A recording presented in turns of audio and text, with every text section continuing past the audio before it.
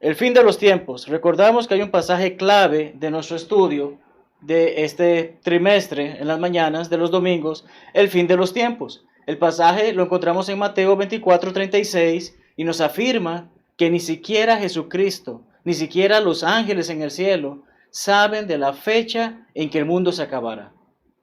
Solamente el Padre, tal como lo dicen las palabras de nuestro Señor Jesucristo. De allí que es importante estar preparados, porque no sabemos cuándo todo esto se acabe.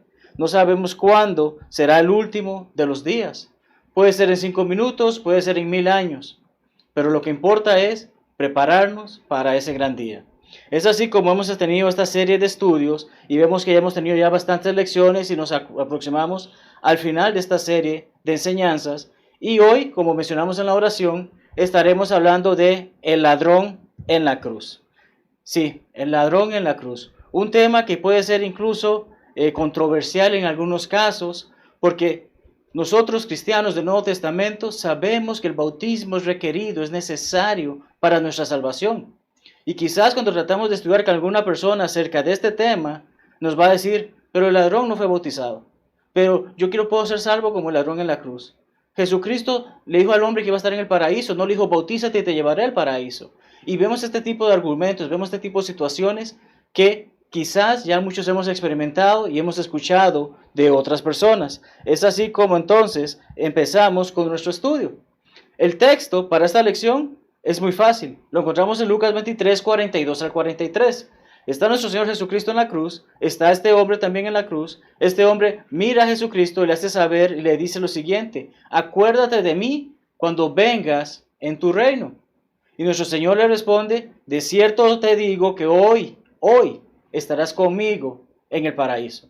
Ese hoy no es nuestro hoy, ese hoy es ese día en que estaban ambos en ese monte, en esas cruces, ¿verdad? Entonces Jesucristo le afirma a este hombre: ese día te llevaré conmigo al paraíso. La pregunta clave de nuestro estudio es: ¿fue o no fue salvo ese hombre en ese momento? ¿Y qué es lo que ocurre? Ciertamente, si decimos que no fue salvo, estamos diciendo que nuestro Señor Jesucristo es un mentiroso. Y sabemos que Él no es mentiroso. Por lo tanto, sí fue salvo. La pregunta entonces que surge de esto es: ¿podemos ser salvos como fue ese hombre? Y en eso abordaremos nuestra lección del día de hoy. Primeramente estudiaremos los eventos antes y durante la crucifixión. Y una vez analicemos brevemente esa sección, entonces procederemos a responder tan interesante pregunta. Así que empecemos. Los invito a que abran sus Biblias en Mateo 27, porque vamos a ver un análisis bien intensivo, si se puede decir, de una gran parte de este capítulo, porque nos narra los eventos de la crucifixión y momentos antes de la misma. Entonces, eventos antes de la crucifixión. Versículos 1 y 2 de Mateo 27 nos dice quiénes son los que llevan a Jesucristo frente a Pilato, frente a la máxima autoridad romana en esa área, en esa región. Y hace saber que son los sacerdotes y los ancianos. Son estos líderes del pueblo de Israel, líderes religiosos, llevan a nuestro Señor. ¿Pero cómo lo llevan? Atado. ¿A quién se ata? ¿A quién le ponen unas esposas? A un criminal, a alguien que han arrestado por un crimen, a alguien que se estima es culpable de algo. Pero ¿qué culpa tenía nuestro Señor Jesucristo? Vemos todo este proceso. Él es tratado como un criminal más, como alguien que haya hecho algo terrible. Pero sabemos que Él no fue así. Sabemos que era la envidia, la arrogancia, la vanagloria, el deseo de poder de estas autoridades judías que están haciendo eso. Mas también sabemos que era parte del plan de Dios para redimir al hombre a través de su Hijo Jesucristo. Entonces tenemos que en primer lugar son estas personas quienes le llevan. Continuamos, y en versículos 11 al 14 se dice que Jesucristo, está frente a Pilato. Y Pilato le hace una pregunta: ¿eres tú el rey de los judíos? ¿El que responde? Tú lo dices. Yo no lo estoy diciendo. Yo no lo estoy afirmando. No sale de mi boca. Pero tú lo estás diciendo y es lo que las demás personas están diciendo y los cargos que me están imputando. Entonces, vemos que luego continúa Pilato haciendo más preguntas y Jesucristo simplemente guarda silencio. Nuestro Señor guarda silencio para no continuar en algo que él sabe de todas maneras iba a ocurrir. Entonces, tenemos esos detalles de la crucifixión, antes de la crucifixión. Luego llega Pilato y le pregunta al pueblo, poniendo a la decisión del pueblo en forma de voto, ¿a quién queréis que os suelte? Y da dos opciones. Está este, que se hace llamar rey de los judíos, pero no se hace llamar él, sino que es el cargo que le imputan de algo que él ni siquiera ha dicho. Y está este criminal, Barrabás. El pueblo persuadido por los ancianos y los sacerdotes dice, queremos que liberes a Barrabás. ¿Quién fue Barrabás? La Biblia no nos habla mucho, pero ven que tengo citados algunos versículos y voy a ver brevemente cosas que dicen sobre Barrabás en ellos. En primer lugar, Marcos 15:7 dice, uno que se llamaba Barrabás, preso con sus compañeros de motín, que habían cometido homicidio en una revuelta, en una rebelión, en algún tipo de manifestación violenta. Este hombre era culpable de homicidio, de haber asesinado, de haber matado a alguien. Cuando vemos lo que Lucas dice que había sido echado en la cárcel por sedición, que es un alzamiento colectivo y violento contra la autoridad.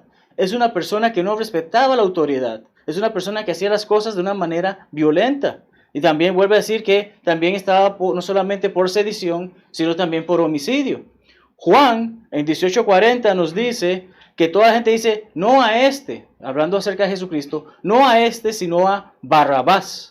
Y Barrabás era ladrón, saqueador, bandolero, maleante, uno que asalta abiertamente y con violencia. Es lo que lleva el término griego que ha sido traducido en este pasaje como ladrón.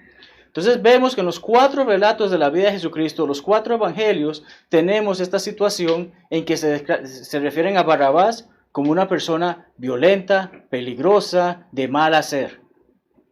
Más Pedro, cuando predica, como leemos en Hechos 3:14, mejor dicho, Hechos 3:14 dice, mas vosotros negasteis al santo y al justo, y pedisteis que se os diese un homicida.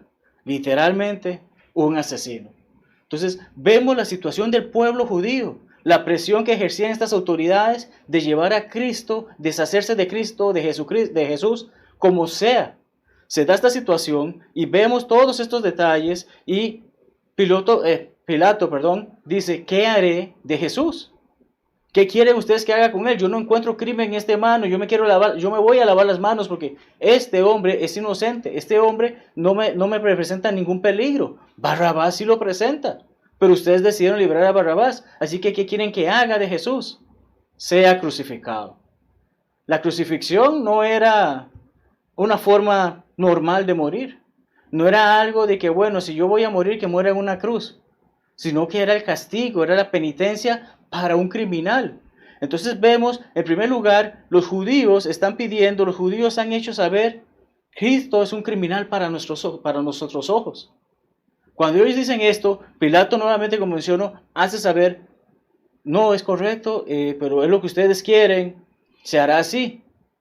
Pero mediten bien lo que están haciendo. ¿Y qué responde el pueblo de Israel? Su sangre sea sobre nosotros. Sí, no te preocupes, no es tu culpa, es nuestra. Es nuestra decisión, nosotros nos seremos responsables de lo que ocurre aquí en adelante con la muerte de este hombre. Sea su sangre sobre nosotros y de nuestros hijos. Vemos cómo el pueblo elegido de Israel le da la espalda al ungido, al elegido, al Mesías, a nuestro Señor Jesucristo. Luego, continuamos porque como seguimos en el texto, vamos a ver que ahora Roma es el que entra en el juego. Primero el pueblo de Israel ha tomado todas estas situaciones. Ahora Roma también participa de esto porque vemos cómo los soldados del gobernador proceden a burlarse de Jesús. Lo leemos 27 al 31, pero vemos lo que dice. Ponen un manto de escarlata. Bueno, es un atuendo digno de un rey. Este hombre es un rey, vamos a ponerle un atuendo digno de un rey. Espinas y caña. Bueno, las espinas en una forma de corona se las clavan, se las impactan. Una vez recuerdo haberme golpeado con una espina en un árbol de limón o de mandarina y me lastimó bastante. Una sola espina. Ahora imagínate ponerte un montón de espinas en tu cabeza, el dolor que debes de sentir, pero esa era una corona digna de un rey. y la caña como un cetro digno del rey. Aquí está el rey de los judíos, salve el rey de los judíos, decían estos hombres. Pero también incluso tienen el descaro de hincarse. De hincarse, y recordamos, es una señal de reverencia. Entonces, miren cómo se burlan y se mofan estos soldados romanos de nuestro Señor. Salve el rey de los judíos. Le escupieron. Tras de todo esto, ahora procede a llevar realmente lo que eran las intenciones de ellos. Jamás están haciendo saber, realmente tú eres el rey. Están burlándose de él y le hacen saber que le escupen, le golpean la cabeza y luego le quitaron todo. Esto había sido dicho por Isaías 700 años o un poco más antes de que ocurriera. Leamos Isaías 53:3.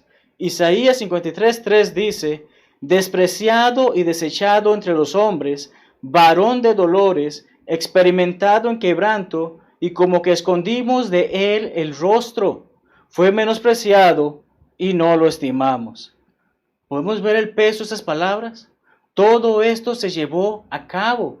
Todo esto ciertamente ocurrió. Jesucristo pasó por todo eso, por toda esa humillación, por todo ese dolor, por todo ese sufrimiento, con tal de llevar a cabo la voluntad de su Padre. Recordemos que fue apresado sin justicia y sin razón la noche anterior, cuando Judas le entrega. Este hombre probablemente, hablando de nuestro Señor Jesucristo como hombre, probablemente no haya dormido. Está agotado, está golpeado y ha sido humillado. ¿Qué fuerzas puede tener este hombre para cargar esa cruz? Que era un leño muy pesado. ¿Qué ocurre? Recordamos, leemos 17:32-33, tanta su debilidad que le piden a otro hombre que cargue esa cruz. Pero piensa, todo lo que él ha pasado, toda esta humillación, toda esta situación, y llegamos entonces a los eventos durante la crucifixión. Cuando leemos en el versículo 34, vemos que se le da vinagre con miel, o como en Marcos 15:23 dice, mirra. Si tienes sed, llegas a mi casa después de un día caluroso, te voy a ofrecer un vaso de vinagre. ¿Realmente eso te va a refrescar, te va a hacer sentir mejor? No creo. Vinagre, prácticamente la palabra es un vino agrio. No estamos hablando de un jugo de uva recién exprimido. No estamos hablando ni siquiera de un vino fermentado. Estamos hablando de algo que está agrio. Y sabemos que utilizamos el vinagre para muchas cosas.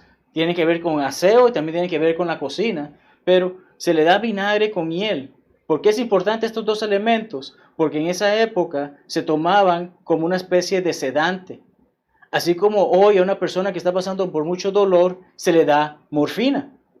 Entonces, a esta persona, o mejor dicho, a nuestro Señor Jesucristo, se le ofrece esto. Y el pasaje mismo dice, probarlo, al sentirlo, no lo voy a tomar. ¿Por qué? Nuestro Señor no iba a permitir que se le quitara ese dolor. No iba a permitir que no ha pasado nada. Nuestro Señor tomó la responsabilidad de que voy a estar consciente durante todo este proceso. Por más dolor que tenga, por más sueño que tenga, por más humillación, por más tristeza, voy a estar consciente para llevar a cabo la voluntad de mi Padre. Pues un elemento importante de tomar en cuenta de la responsabilidad que Cristo tuvo con la orden que le ha sido dada, con la tarea, con la carga que nuestro Señor, nuestro Padre Celestial, le dio. Pues bien, este es Jesús, el Rey de los judíos. Era la tablilla o la cita o la causa escrita sobre la cruz de nuestro Señor. Tono de burla, sí, pero realmente es una verdad. Jesucristo es el Rey de los judíos antes de que los judíos existieran y después de que los judíos existan. Porque ciertamente nuestro Señor Jesucristo es Rey de reyes, Señor de señores. Pero vemos toda esta actividad, toda esta situación como se va dando. Y entonces tenemos la situación de que no era solamente una cruz, sino que habían tres, teniendo a dos ladrones, uno a su derecha y otro a la izquierda, crucificados con él. Dos ladrones que sí estaban pagando por su pena debido al crimen cometido. Dos ladrones que ciertamente no eran inocentes, pero nuestro Señor sí lo era. Leemos que quienes estaban allí injuriaban y se mofaban de él. Dices que puedes tumbar el templo en 3 días. ¿Por qué no te puedes bajar de esa cruz? Tanta gente que salvaste. tanta gente que le diste la vista, ¿por qué no te bajas de esa cruz? Demuéstranos que realmente eres el Hijo de Dios. Vemos cómo decían estas cosas tan hirientes a nuestro Señor. Y recordemos, está clavado, está sangrando, está teniendo problemas para respirar, está sufriendo. Y tras de todo, está siendo humillado. Y tras de todo, tiene a seres queridos que le están viendo sufrir. Y que ellos sufren por él, y él sufre porque ellos sufren. Vemos toda esta situación en la cruz, vemos todos estos detalles, y vemos algo interesante que deseo que lean el versículo 44 conmigo. Versículo 44 dice: lo mismo le injuriaban también los ladrones que estaban crucificados con él. Ambos hombres, el de la derecha y el de la izquierda, ambos también en ese momento, de acuerdo a lo que relata Mateo, también decían de que si eres el Hijo de Dios, bájate de esto, quítate de aquí, ¿quién te tiene aquí amarrado? Suéltate si tienes el poder. Tenían este mismo tipo de actitud, este mismo tipo de arrogancia, este mismo tipo de dureza de corazón. Entonces, ambos también injuriaban, ambos también se mofaban de Jesucristo, de acuerdo a lo revelado por Mateo. Tanto la injuria como la incredulidad continuaron, incluso hasta el momento en que nuestro Señor entrega el Espíritu, tal como leemos en el versículo 50. Es aquí, hermanos, donde culmino esta parte de nuestro estudio con respecto a lo que dice Mateo 27, para ir al relato de Lucas, en el que sí se nos dan más detalles acerca de estos ladrones. Y eso lo encontramos en Lucas 23. Vamos juntos al libro de Lucas 23. Lucas capítulo 23. Y es que ahí leemos acerca de los dos ladrones en la cruz. Y vemos el contraste que hay entre ambos hombres en algún momento en específico. Porque acabamos de leer, ambos tenían la misma actitud, pero algo cambia luego. Leemos como uno llega a hacer saber que continúa injuriándole. Si tú eres el Cristo, sálvate a ti mismo y a nosotros. O sea, tú eres culpable de robo, de ladrón, de matar, de lo que sea. Bueno, si tú eres Cristo, sácame a mí también de aquí. ¿Acaso no debe haber justicia para los crímenes de este hombre? Pero vemos la dureza de su corazón. Y eso es lo triste, no solamente en ese momento en la historia, sino también en nuestra actualidad. Muchas personas que tienen una dureza de corazón tan grande que no recapacitan en los errores que están haciendo. Por lo contrario, más bien se jactan de ellos.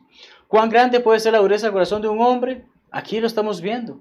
Él desea ser liberado por Jesucristo, no porque Jesucristo sea el Dios, sino porque voy a aprovechar la oportunidad. Si realmente eres el que eres, pero yo me estoy burlando de ti. Vemos la actitud de este hombre. Incluso en sus últimos momentos, este hombre muestra su egoísmo. No muestra una señal de, estos son mis últimos momentos. Debería haber hecho algo bueno con mi vida. Debería haber corregido esos errores que cometí. Debería haberme disculpado con las personas que herí. No, muestra su egoísmo, su falta de sensibilidad y sobre todo su rebelión. Para él, todo sigue igual, no hay ningún problema, hice lo malo que tenía que hacer y me voy contento con ello. Es la actitud que toma este hombre. Pero vemos al otro. El otro fue sensato, utilizó su razón, utilizó su inteligencia, meditó, comprendió y especialmente se arrepintió. Vemos la respuesta que le da a este otro hombre, a su colega, le dice, ¿ni aún temes tú a Dios, estando en la misma condenación? O sea, mírate, estás en la misma cruz que Él. Bueno, no en la misma cruz, pero estás en la misma situación que Él, crucificado, puesto a muerte. ¿Y tú ni siquiera consideras a Dios en esto? ¿No tienes la dignidad o la humildad de ver, estamos en esta misma situación? Pero este hombre que está al lado de nosotros, este hombre que está aquí siendo crucificado, no tiene la culpa de nosotros porque dice, nosotros recibimos lo que merecieron nuestros hechos. Él reconoce su error, él reconoce su situación. Y es entonces cuando vemos que hay tres cruces, pero esas tres cruces nos permiten ver una cruz de rebelión, como ese ladrón ni siquiera se arrepiente de lo que está haciendo. Una cruz de arrepentimiento por este ladrón que afirma y hace saber, yo merezco lo que estoy pasando, este hombre no. Y la cruz de la redención, que es nuestro Señor Jesucristo, que es el que da la oportunidad de ser redimidos, que es el que da la oportunidad, incluso en ese momento, cuando volvemos a nuestro texto clave, que este ladrón le dice, acuérdate de mí cuando estés en tu reino, cuando venga tu reino. Y Jesucristo le dice, de cierto te digo que estarás conmigo hoy en el paraíso. Vemos el arrepentimiento de este hombre. Vemos los eventos, como hemos analizado, de la crucifixión, antes y durante la crucifixión, y cómo llegamos a este punto clave de nuestro estudio, en que vemos la interacción que tiene Jesucristo con estos dos hombres. Entonces, ¿puedo ser salvo como el ladrón en la cruz? Esta es la parte interesante, si se puede decir. Esta es la parte que nos va a llevar de lleno a poder responder a esta pregunta y a ver lo que la Biblia dice. Y es que, ¿puedo ser salvo como el ladrón en la cruz? La respuesta más simple, fácil y directa que puedo decirte es no. No podemos ser salvos como el ladrón en la cruz. A pesar de que hayan tantos grupos religiosos que se autodenominan cristianos, enseñen lo contrario. Porque están enseñando no lo que la palabra de Dios dice. Y de eso es lo que vamos a estar exponiendo la respuesta. Y vamos a ver 3 secciones o 3 pequeñas áreas por qué respondemos tan simplemente no. Primero, leamos estos versículos. Leamos estos pasajes y quizás algunos se los saben de memoria. Marcos 16:16. El que creyere y fuere bautizado será salvo, mas el que no creyere será condenado. Aquí vemos claramente de la misma boca de nuestro Señor Jesucristo que el bautismo es necesario para la salvación. Vemos como en Hechos 2:38, especialmente después de que Pedro ha predicado sobre Jesucristo y ha hecho saber a estas personas las dificultades en las que están, y ellos preguntan ¿qué podemos hacer? Él les dice, arrepentíos y bautícese cada uno en el nombre del Señor por el perdón de sus pecados. Ya. Pedro está afirmando esto. Pero mucho más interesante con respecto a lo que estamos viendo es que quiero que prestes atención y te voy a dar un par de segundos para que llegues a 1 de Pedro 3, versículo 21. 1 de Pedro 3, versículo 21. El mismo Pedro que en ese momento le dijo a estas multitudes deben de arrepentirse y bautizarse para el perdón de sus pecados, como ha sido autorizado por el Padre, el Hijo y el Espíritu Santo, dice unas palabras de 3 letras, no una palabra de 2, sino de 3 letras. Y hago este énfasis porque recuerdo haber tenido un estudio con una pareja y cómo sus ojos se abrieron al ver esta realidad. Leemos y dice así, el bautismo que corresponde a esto, ¿a qué es esto? Al arca de Noé, y cómo 8 fueron rescatados en el agua, o salvados, mejor dicho, perdón. El bautismo que corresponde a esto ahora, la palabra de 3 letras. ¿La leen? ¿La leen conmigo? ¿Qué dice? N-O-S. No dice N-O. Es un nos con S. No es que sea un no en plural. Es nos de nosotros. No de negación. El bautismo que corresponde a esto ahora nos salva. Vemos que el bautismo es indispensable para la salvación del hombre actualmente. Y es lo que nos lleva, porque siempre va a haber este pensamiento que cuando tocamos este tema, incluso cuando estamos viendo que la palabra de Dios claramente dice que el bautismo es necesario para la salvación, pero el ladrón fue salvo sin ser bautizado, ¿yo por qué tengo que bautizarme? No me vengan con ese cuento. Sí, yo puedo ser salvo como el ladrón de la cruz. Bastantes personas vienen con esa idea, vienen con ese concepto, porque es algo que se les ha metido en su cabeza para hacer la vida más fácil según algunos religiosos. Pero claramente estamos viendo, no puedo ser salvo como el ladrón en la cruz, tengo que ser bautizado. No estoy crucificado en primer lugar. Ya, si voy a ser salvo como el ladrón en la cruz, entonces que me crucifiquen y ahí que Jesucristo venga y me diga las palabras que le dijo a este hombre. Pero vamos a ver, como mencioné, 3 áreas que nos ayudan a afirmar por qué no puedo ser salvo como el ladrón en la cruz. En primer lugar, no hay pruebas de que el ladrón no haya sido bautizado. El argumento que utilizan, él no fue bautizado, ¿yo por qué tengo que bautizarme? Constantemente es lo que se dice. ¿Yo por qué tengo que bautizarme si el ladrón en la cruz se salvó sin ser bautizado? Pero, ¿qué pruebas hay de que no haya sido bautizado? Si nos vamos a las Escrituras, incluso podemos ver detalles que nos pueden ayudar a ver que probablemente sí haya sido bautizado. Acompáñenme en Mateo 3, versículos 1 y 2. Mateo 3 nos habla acerca de Juan el Bautista y la obra que él estaba haciendo en preparación para que viniese el Mesías. Recordamos que el mismo Juan el Bautista dice, yo debo menguar para que el otro crezca. Pero vemos que en aquellos días vino Juan el Bautista predicando. ¿Qué predicaba? Arrepentíos, porque el reino de los cielos se ha acercado. Presten atención. Predicaba que el reino de los cielos se ha acercado. Salía a Jerusalén, vamos al versículos 5 y 6. Salía a Jerusalén y a toda Judea y a toda la provincia de alrededor del Jordán. Andaba por toda esa nación. Andaba caminando por allí, predicando que el reino de los cielos se ha acercado y bautizaba por él. Y eran bautizados estas personas, estas multitudes, eran bautizadas por él en el Jordán confesando sus pecados. Así que, en base a lo que acabamos de leer, ¿qué predicaba Juan? ¿Qué es lo que decía Juan? ¿Qué es lo que anunciaba Juan? El reino de los cielos se ha acercado. Volvamos a nuestro texto de estudio, Lucas 23:42. ¿Qué fue lo que dijo este ladrón a Jesucristo? ¿Qué fue lo que dijo? Acuérdate de mí cuando vengas en tu reino. La pregunta que ahora me hago es, ¿cómo el ladrón sabía sobre el reino de Jesús? ¿Cómo sabía que era de Jesús? ¿Cómo sabía todo esto? Juan el Bautista predicaba sobre esto. Todo el pueblo llegaba en algún momento, algo llegó a escucharse sobre él. Recordamos que Juan el Bautista envía a parte de sus discípulos para preguntar si Jesucristo efectivamente es el que es. Así que la voz andaba por ahí de que este hombre que está siendo crucificado es el que Juan el Bautista incluso bautizó y dijo que no era digno de bautizar. Tenemos entonces pruebas o tenemos información que nos hace saber, cabe la posibilidad de que este hombre haya sido bautizado o al menos haya escuchado a Juan el Bautista hablar acerca del reino que Jesús venía a poner. De ahí que le dice, acuérdate de mí cuando venga tu reino. Pero insisto, el ladrón no fue bautizado.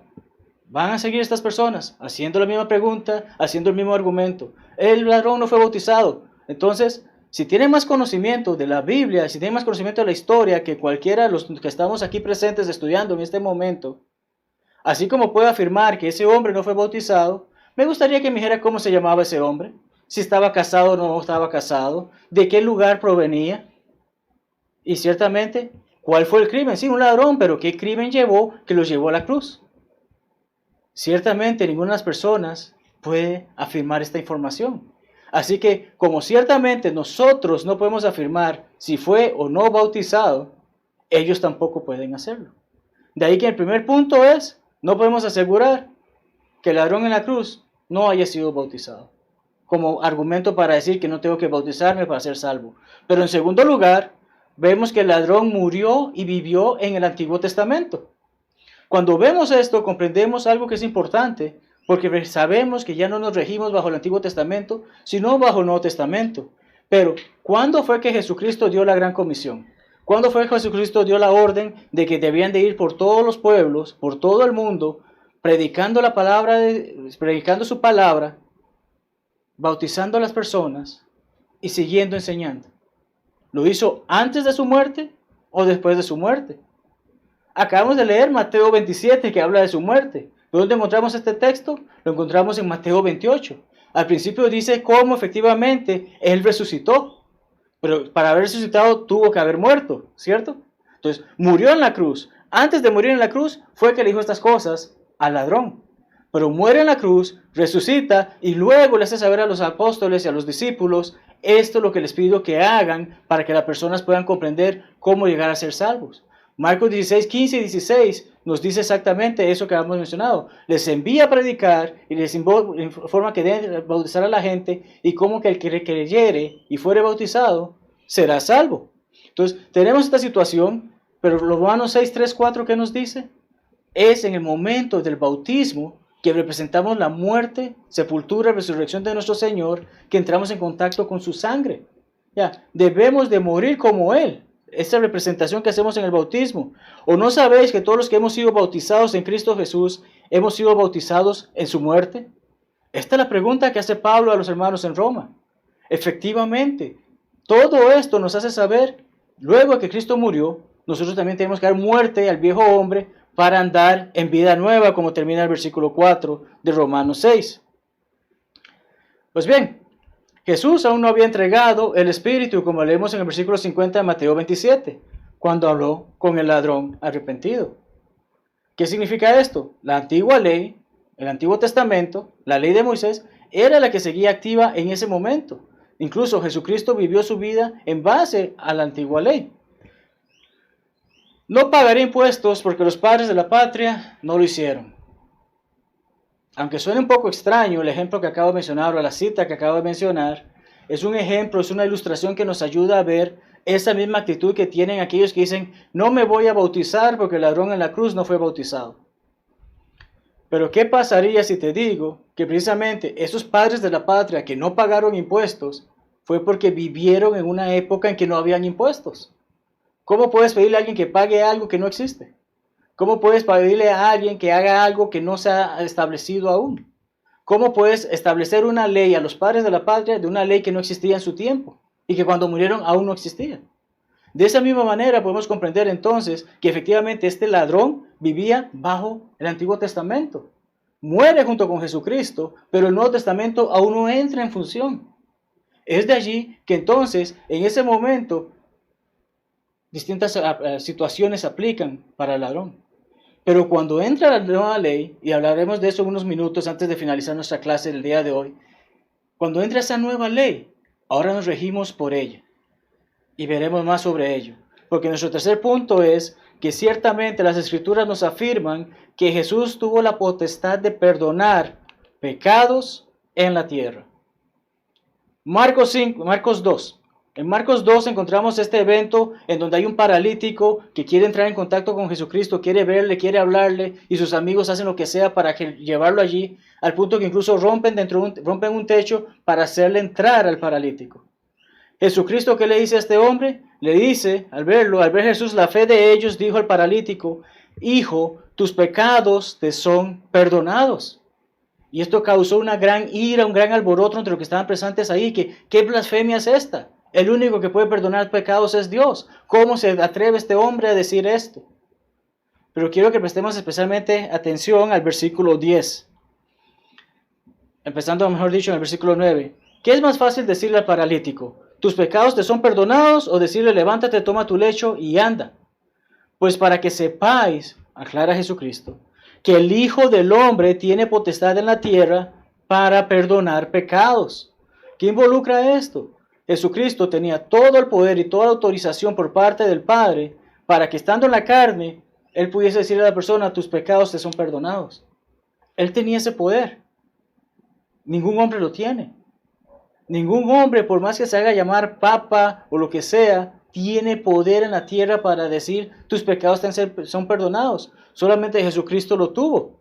Entonces, solamente Él tiene la autoridad para eso. Él tenía esa misma autoridad en la cruz. Así como le dijo al hombre, si de cierto te digo que estarás conmigo hoy en el paraíso, es lo mismo que hubiese dicho, de cierto te digo que te perdono tus pecados. Jesucristo tenía autoridad para hacer eso en ese momento, en la tierra, en parte de su ministerio. Pero hoy, ¿camina entre nosotros? No. Así que hoy puede hacer eso Él, que ya no está aquí. Hoy yo puedo pararme al lado de Jesucristo, pedirle que me perdone mis pecados y Él me diga, sí, ya están perdonados, listo, no hay ningún problema. No lo tengo a mi lado, no camina entre nosotros. Él cumplió su misión. Entonces, hoy yo no puedo actuar como en esta situación pasó con el ladrón en la cruz. Hoy debo someterme a algo más.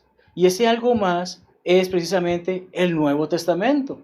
Y el escritor a los hebreos nos los hace saber de una manera hermosa, simple, transparente y ciertamente clara.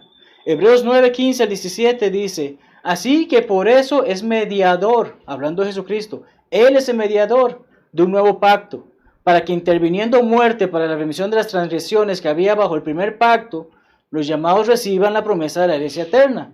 El viejo pacto ya no está en función, hay un nuevo pacto del cual Jesucristo es el mediador. Y es interesante esta parte, porque donde hay testamento es necesario que intervenga muerte del testador, porque el testamento con la muerte se confirma, pues no es válido entre tanto que el testador vive. Expliquemos esto en forma actual para nosotros, en forma de cómo vivimos. Por un momento imaginémonos nuestros papás o nuestros padres. En mi caso, mi papá. Imaginemos, en este caso me imagino, mi papá es la persona más rica del mundo. El dinero le sobra, se desborda en dinero. Es un hombre sumamente rico. Sabemos que no es así, pero imaginemos eso. Mi papá llena ese testamento y asigna posesiones a cada uno de sus hijos. Y el testamento está ahí firmado y listo, pero ¿cuándo entra en función? Hasta que él muera, ¿verdad? De eso no hay duda. Ok, si mi papá en este momento decide darme una gran parte de lo que me iba a tocar en mi herencia, ¿hay algo malo en ello? No lo hay. Está en su poder el hacer eso. ¿Qué pasa si él decide darle una parte de eso a mis hermanos? ¿Está mal eso? Porque no me lo dio a mí, se lo dio a uno de mis hermanos. No. Él tiene el poder y la decisión, la autoridad de hacer con su dinero lo que él decida. ¿Qué pasa si mi papá decidiese darle esa cantidad de dinero a alguno de ustedes? Que quizás para él sea un total extraño. ¿Está mal eso? No. Está vivo y él está tomando esa decisión y decidió dar esa ayuda a alguno de ustedes en lugar de alguno de sus hijos. Pero está vivo, está en la oportunidad de hacer esto. ¿Comprenden lo que estamos diciendo? ¿Comprenden lo que estamos viendo, verdad? Si en este momento mi papá muriese, ¿puede decir él algo? ¿Puede decir él, bueno, realmente lo que yo quería hacer con el testamento era darle esto a esta persona, esta otra persona, esta persona? Ya no puede hacerlo. Lo único que puede hacer es en base a ese papel que dejó, a ese testamento, esa última voluntad. Ahí dice, esto es como se debe repartir todo ahora. De aquí en adelante se tienen que manejar así. Y es entonces como comprendemos que Jesucristo es el mediador de un nuevo pacto. En ese momento, en la cruz, tuvo la facultad, tuvo el poder de hacerle saber a este hombre, te llevaré conmigo al paraíso en base a tu arrepentimiento. Tenía la autoridad, estaba vivo, estaba caminando entre nosotros, estaba en esa cruz con ese hombre. Tenía esa facultad. Pero una vez que muere nuestro Señor Jesucristo, nos hace saber, esta es mi última voluntad, este es mi nuevo pacto, esto es lo que estoy pidiendo a ustedes. Vayan, lleven el evangelio, predíquenlo, anuncien mi muerte y que las personas se bauticen por el perdón de sus pecados. Así que, hermanos, para concluir, ir concluyendo nuestra lección del día de hoy, ¿cómo puedo ser salvo? Nuestro Señor lo dijo muy simple. El que creyere y fuere bautizado será salvo. No el que estaba en la cruz. No el que dice que yo quiero ser como el de la cruz. Él ya tuvo su oportunidad y ocurrió. Pero ya eso no aplica para nosotros hoy en la actualidad. El que creyere y fuere bautizado, el que hace la voluntad del Padre, el que hace lo que la Biblia dice, será salvo. El que no la hace, será condenado. Ciertamente hoy puedes ser salvo. Hoy tienes esa oportunidad de ser salvo. Pero no como el hombre en la cruz, no como el ladrón en la cruz. Pero sí como aquellos cerca de 3,000 que estaban en ese día de Pentecostés, que escucharon el evangelio ser predicado, que se compungieron de corazón, que preguntaron qué haremos, y se les dice arrepentidos y bautícese cada uno de ustedes. Hechos 2. Puede ser también como el eunuco etíope, que incluso cuando se le explicó lo que decía ese texto, que no conocía, no comprendía, hizo la pregunta, ¿qué hay agua que me impide ser bautizado? Vemos que hay obediencia. Está Saulo de Tarso, que 3 relatos en el libro de Hechos nos hace saber de su conversión. Si hubiese sido requerido solamente orar para la salvación, Pablo hubiese estado salvo antes de que Ananías llegara y le dijese que se levantara y se preparara para ser bautizado. Está Lidia, la vendedora de púrpuras, y está el carcelero de Filipos, de acuerdo con leemos en Hechos 16. También escucharon el mensaje ser predicado y decidieron ser bautizados por el perdón de sus pecados. Y de esa manera ser salvos, ser añadidos a la iglesia del Señor. Y así cada uno de los cristianos del Nuevo Testamento, cada una de estas personas que escuchando la palabra de Dios ser predicada, creyendo que Dios existe, arrepintiéndose de su mala forma de vivir anterior, confesando al decir que Jesucristo es el Hijo de Dios y siendo bautizados por el perdón de sus pecados, tienen la oportunidad hoy de ser salvos y estar preparados y seguir fieles hasta la muerte para cuando ese gran día llegue, en que estaremos precisamente también con ese ladrón que estuvo en la cruz. Pero ahorita nadie puede ser salvo como el ladrón en la cruz. Si tienes más preguntas acerca de qué debes hacer para ser salvo, te invito a que visites el sitio web buscandolaverdad.org, en donde tenemos una lección al respecto. Sin más, hermanos, Dios me los bendiga ricamente, esperando esta lección haya sido de provecho para todos, de enseñanza para todos, de claridad para todos, y que efectivamente busquemos del Señor hoy que tenemos la oportunidad. Mañana puede ser muy tarde. Este es el día que el Señor nos dio, seré feliz y le adoraré.